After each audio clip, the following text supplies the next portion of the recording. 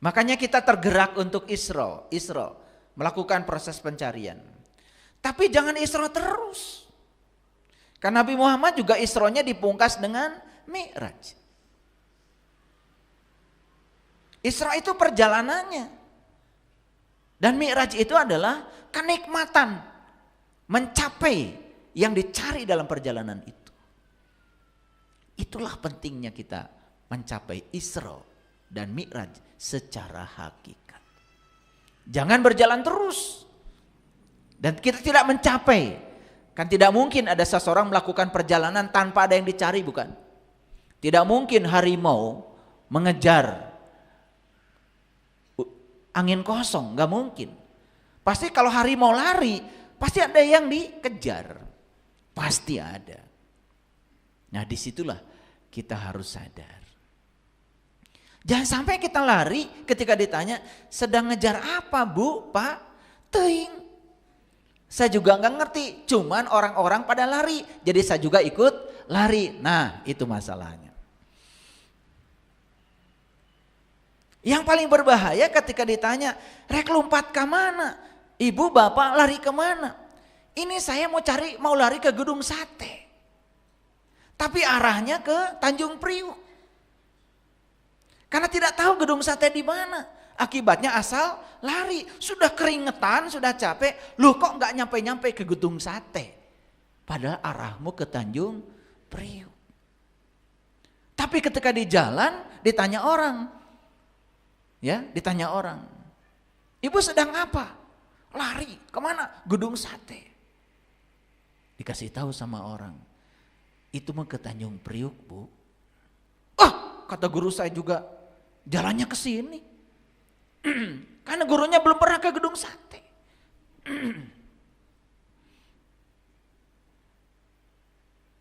Saya pernah ngasih cerita. Ada seseorang yang mau ngasih pencerahan. Judul pencerahannya Jalan Menuju Surga. Nah kebetulan pencerahannya mau dilakukan di Gedung Sate.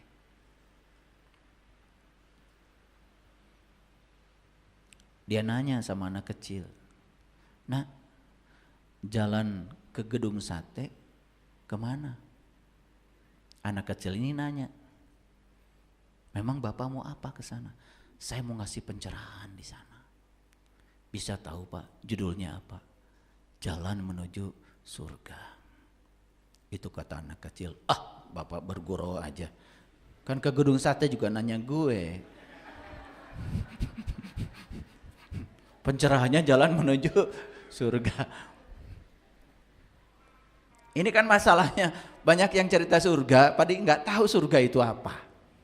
Banyak yang nakut-nakutin neraka juga nggak tahu neraka itu apa.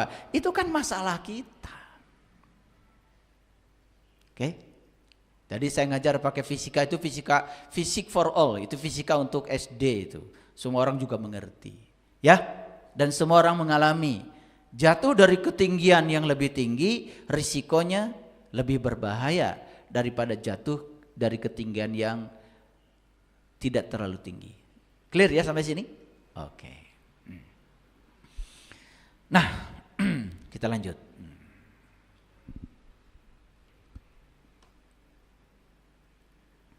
Kan ada hukum alam. Gunung yang tinggi, jurangnya dalam.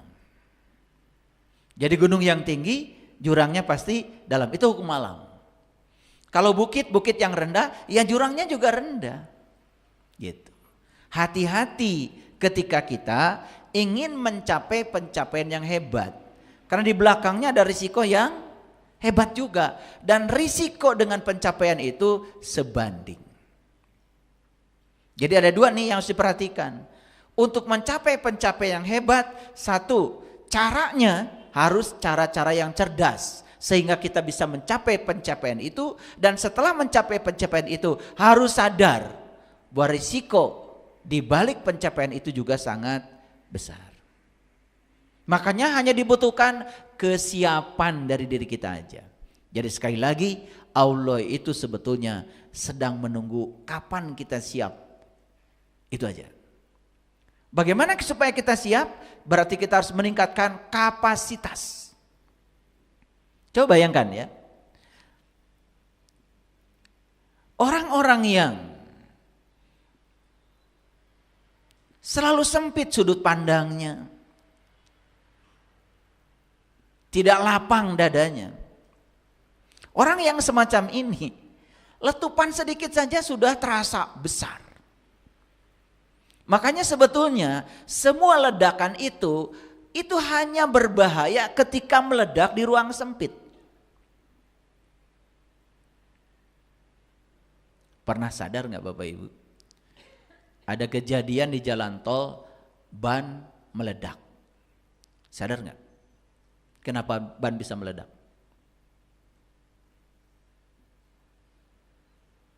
Itu dalam fisika namanya proses isohorik.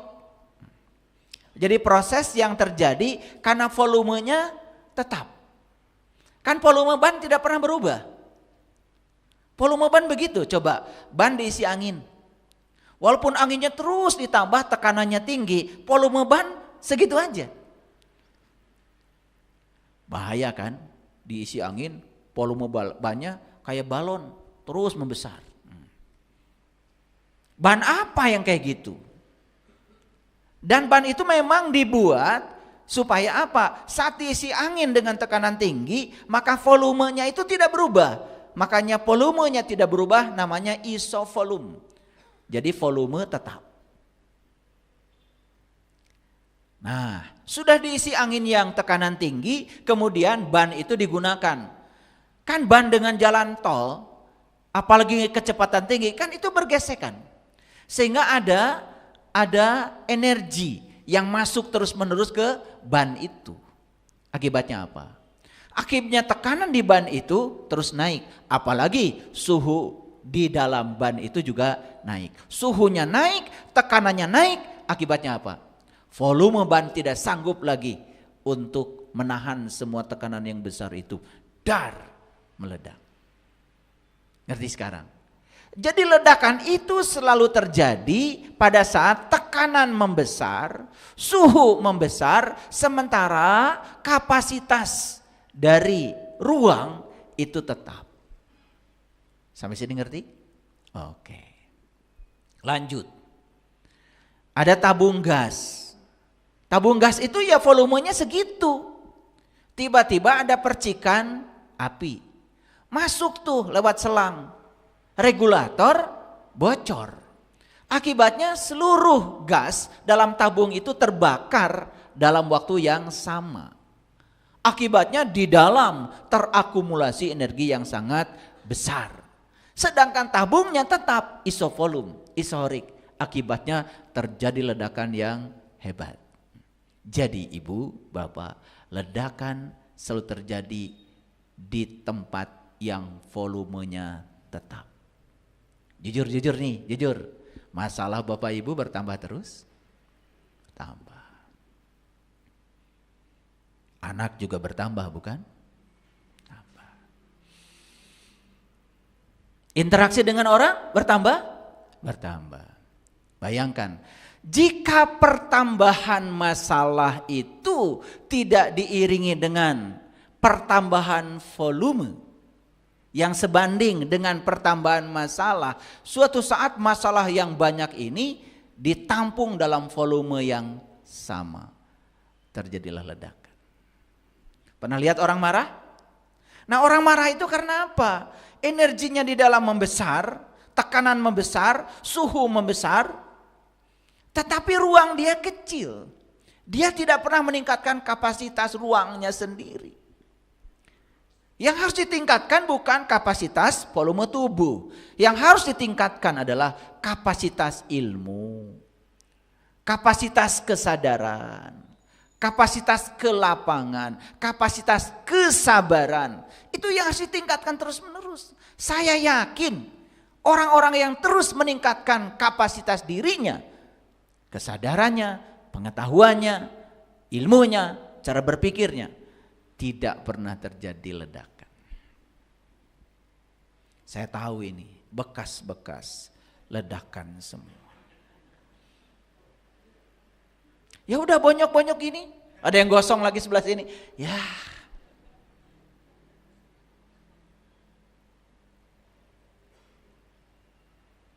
Jadi gunung yang tinggi, jurangnya pasti dalam. Yes? Yes. Saya tanya sekarang. Capek mana mencapai puncak gunung dengan mencapai setengah gunung? Puncak gunung. Betul? Nah, berarti mencapai puncak gunung dengan mencapai setengah gunung itu memerlukan energi yang berbeda. Setuju? Oke. Dan setelah mencapai puncak gunung, bahayanya juga berbeda.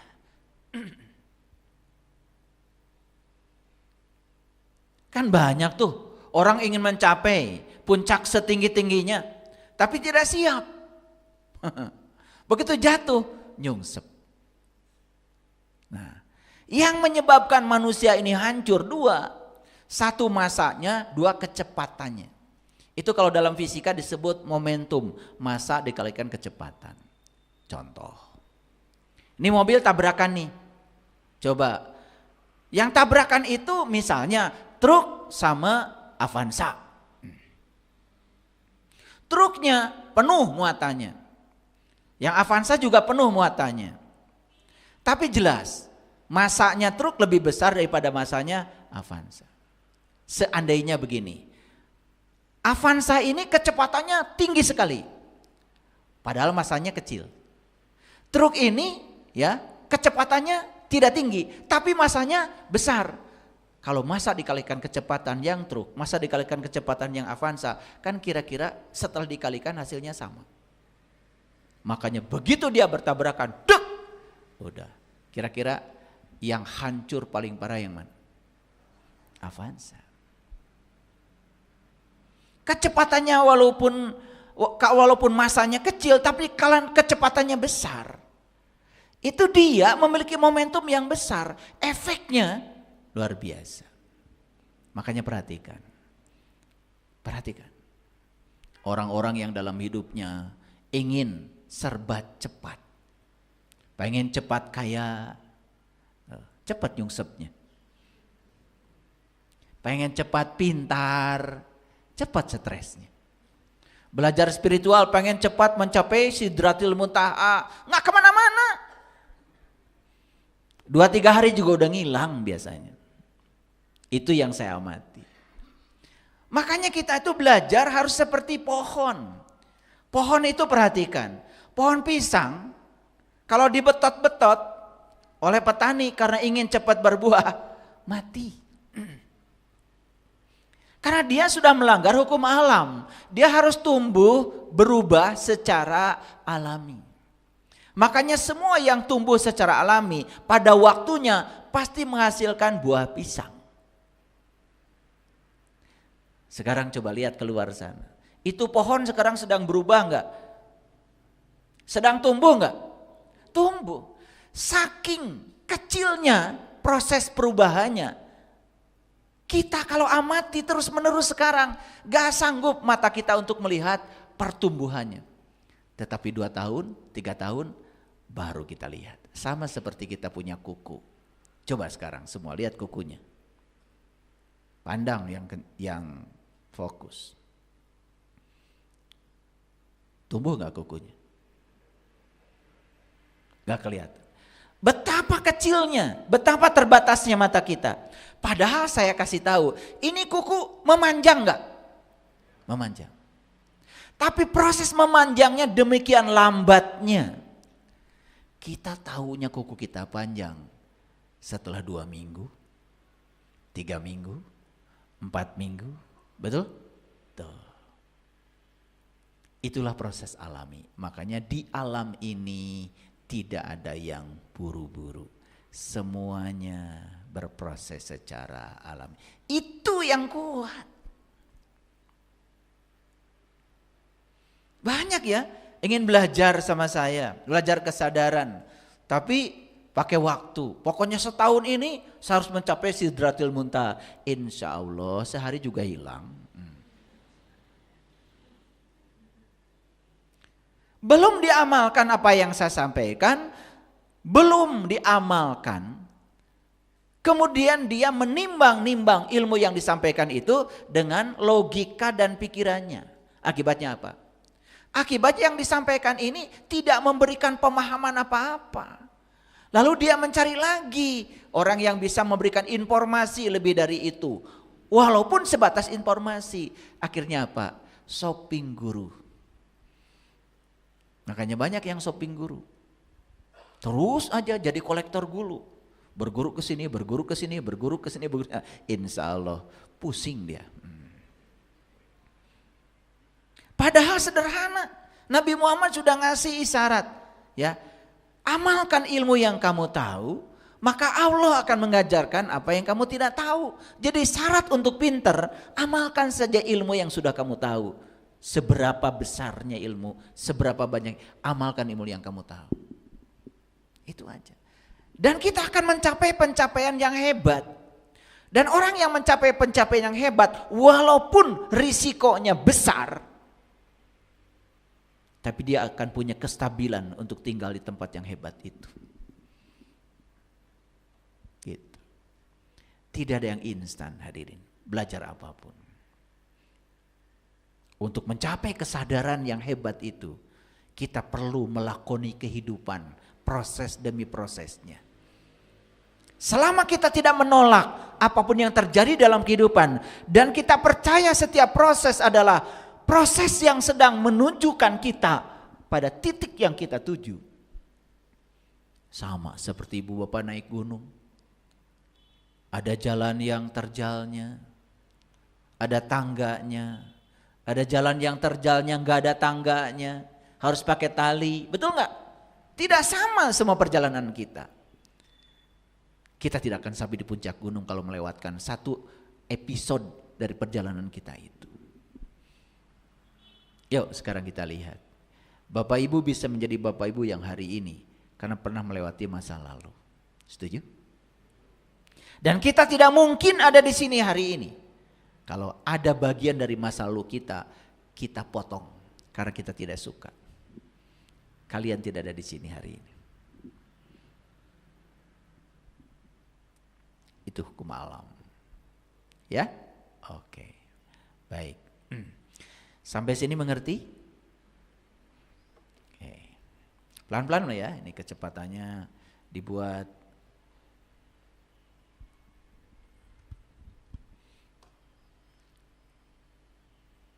Oke, baik. Nah, sekarang saya mau pakai Al-Quran. Hari ini Al-Qurannya banyak ya, perhatikan. Kita lihat, ini Quran surat Asy-Syaff. Syaff itu barisan. Makanya orang yang sudah ada di barisan Allah, sudah di jalan Allah, biasa disebut para sufi. Jadi sufi dari kata syaff. Syaff itu adalah barisan. Ya sama, barisan ini seperti antrian. Kalau Bapak Ibu tidak mau ikut barisan, tidak mau antrian, ya tidak akan kebagian.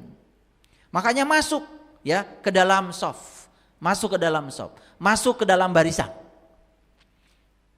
Tapi barisan yang mana? Ya tentu saja barisan yang di depannya dikomandoi oleh orang yang tahu.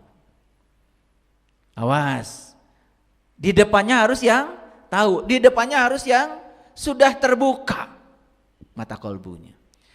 Jangan yang di depannya buta, yang di belakangnya sop ke belakang buta semua. Lalu tidak jelas mau pergi kemana. Karena hukumnya ya, kalau orang buta dipimpin oleh orang buta, dia akan kejebak pada lubang yang sama. Itu hukumnya. Yuk kita lihat sekarang. A'udzubillahi minasyaitonirrajim. Bismillahirrahmanirrahim. Ini surat Asy-Syaff ayat yang ke-10. Ya ayyuhallazina amanu hal adullukum ala tijaratin tungjikum min azabin alim. Ini yang dihayatkan orang, bukan manusia. Belum jadi manusia ini, baru orang. Jadi jumlah manusia dan orang beda. Setiap manusia pasti orang. Tapi setiap orang belum tentu manusia. Kelihatannya aja seperti orang.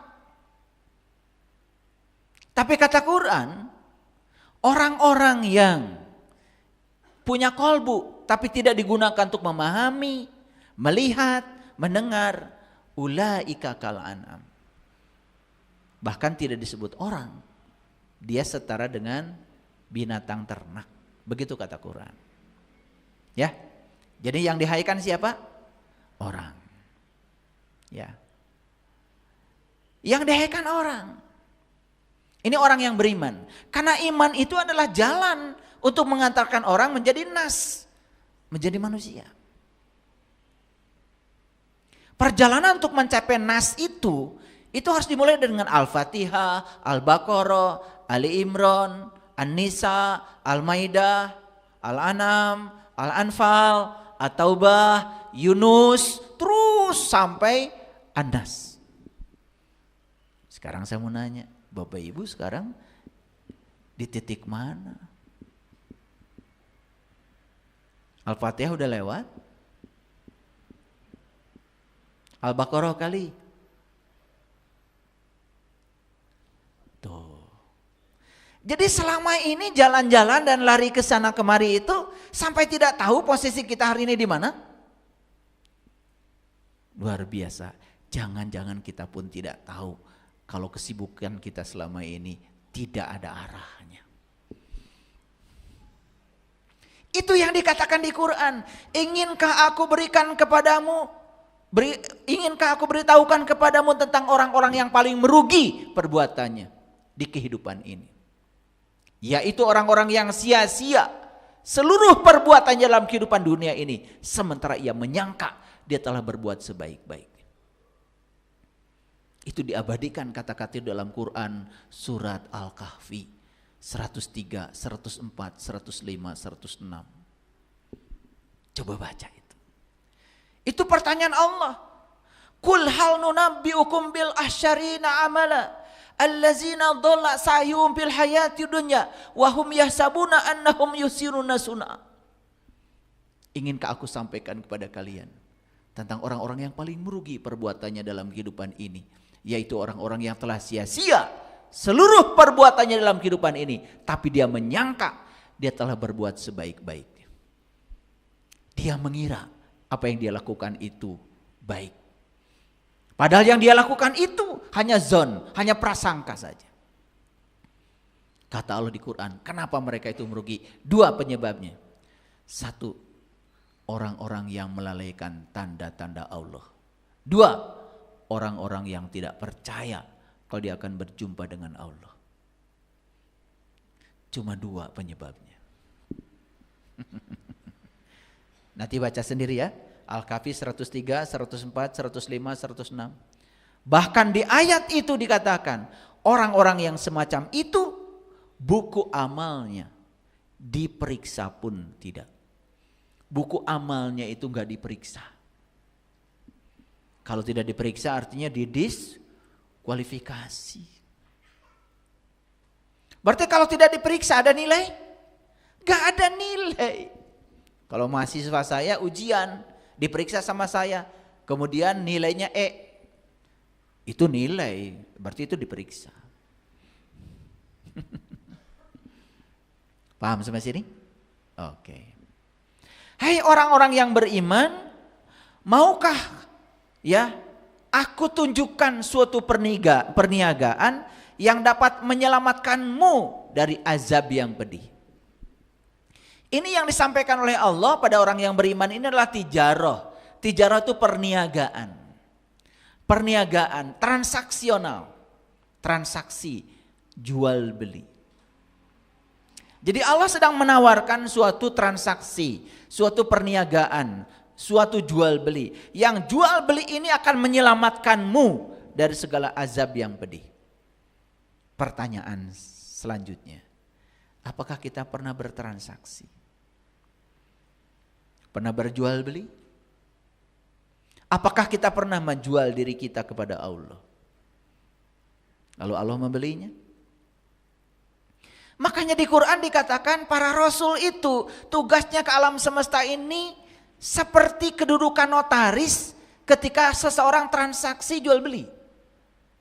Coba, saya membeli rumah dari seseorang, kan transaksi ini tidak sah kalau tidak dilakukan di PPAT,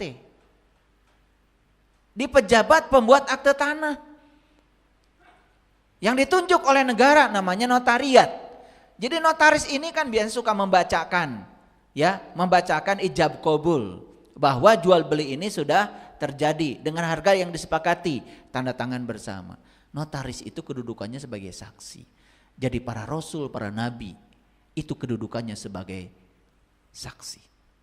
Pertanyaannya, kapan jual belinya?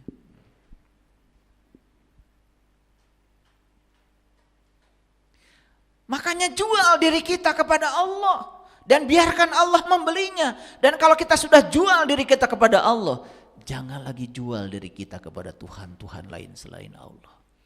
Itu namanya selingkuh. Kita itu kadang-kadang ya, kalau ngomong gak jelas.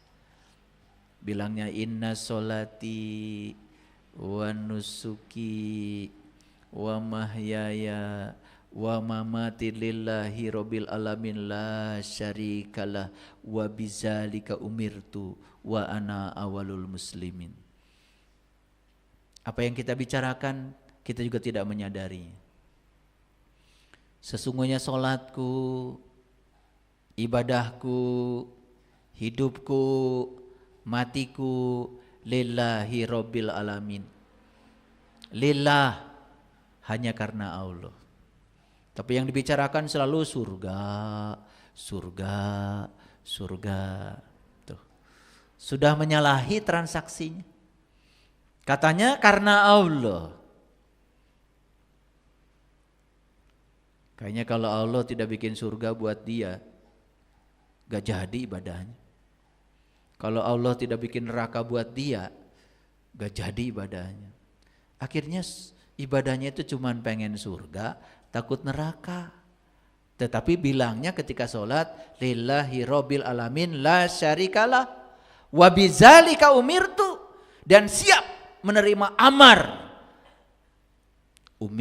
Amar perintah dari Allah apapun itu. Bullshit. Kenapa? Allahnya juga enggak dikenali. Sehingga ketika ibadah kita hanya terpaku pada persepsi dan proyeksi dari pikiran kita sendiri. Coba sholat aja. Kan jelas di Quran, sholat itu kan aqimis sholat li zikri. Dirikanlah sholat untuk mengingat aku. Sepanjang sholat yang diingat bukan Allah. Yang diingat yang lain-lain. Tapi ngakunya menyembah Allah. Lucu. Setelah itu juga sombongnya luar biasa. Tidak ada upaya untuk mencari. Saya ingin tahu siapa yang saya sembah ini. Supaya saya bisa mengingatnya. Lurus pada dia. Supaya saf saya lurus.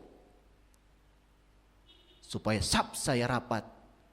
Itu yang disebut sholat berjamaah. Luruskan safnya, luruskan safnya, rapatkan. Maksudnya apa? Kita dengan Allah tuh segaris, lurus. Kalau kolbu kita sudah bisa mengingatnya. Rapat, tidak ada celah untuk mengingat selain dia. Coba, begitu gak sholat? Dari Allahu Akbar sampai salam, gak ada ingat Allahnya sama sekali. Padahal di Quran dikatakan orang yang ingatnya Allah sedikit saja, kata Quran itu orang munafik. Ini gak ingat sama sekali. Waduh, sombongnya kalau udah sholat. Mulai membicarakan yang tidak sholat. Kasihan ya dia gak sholat. Dia juga masih ngomongin orang.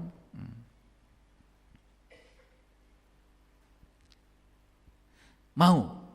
Pertanyaannya harus jawab dulu. Hai orang-orang yang beriman, maukah aku tunjukkan suatu perniagaan yang dapat menyelamatkanmu dari azab yang pedih. Jawab dulu, mau apa tidak? Kalau mau ngajinya teruskan.